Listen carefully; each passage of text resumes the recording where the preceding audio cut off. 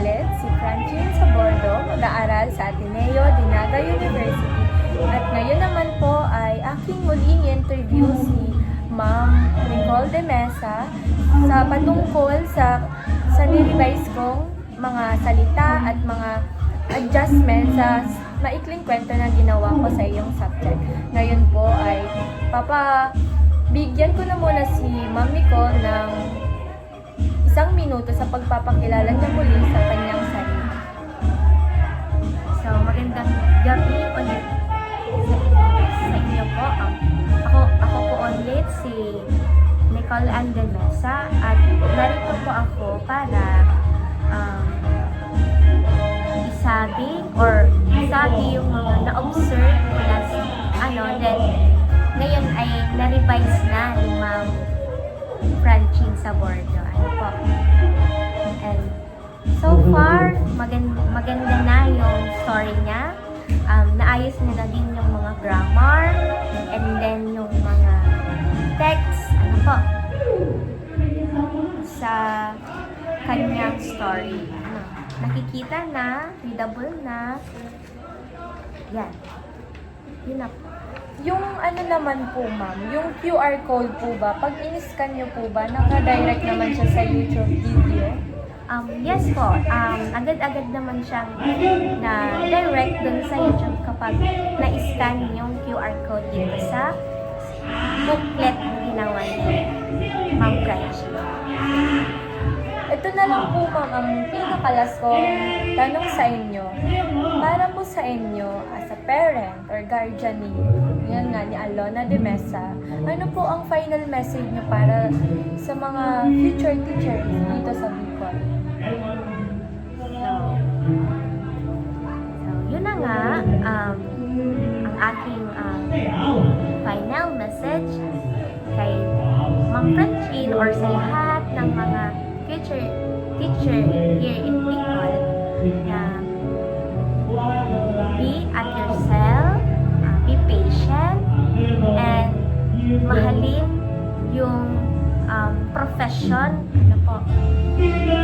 kasi madaming mga bata ang kailangan tayo para sa kanilang future, sa kanilang kinabukasan, na maging isa ding professional sa So, yun lamang. Good luck, Ma'am Francine. Yun. Maraming salamat po, Ma'am Nicole de Mesa. At maraming salamat din po, Ma'am Julie, sa pakikinig nyo sa interview na ito patungkol sa aking maikling kwento. Dito na po nagtatapos ang interview namin. Maraming salamat po. Bye! Ako din ang pa-record po. Anong suggestion ko?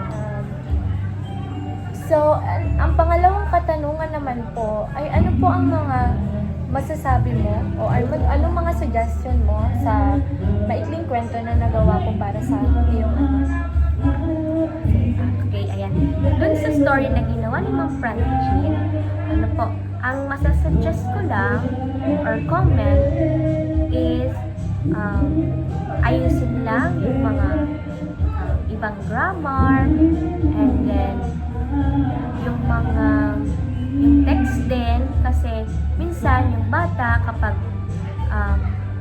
baka hindi nila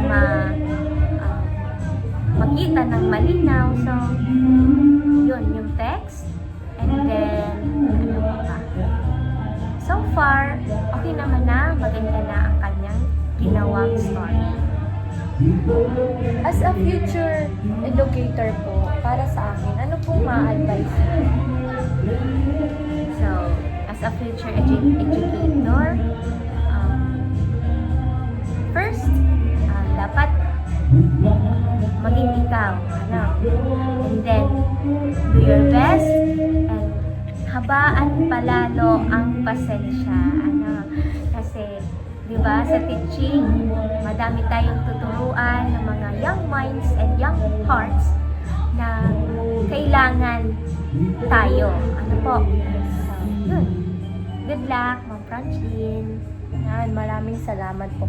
Ngayon naman po ay Si Alona naman ang interview natin patungkol sa kanyang gustong i-share ng mga nagustuhan niya sa nagawa kong maikling kwento. Sige, Alona.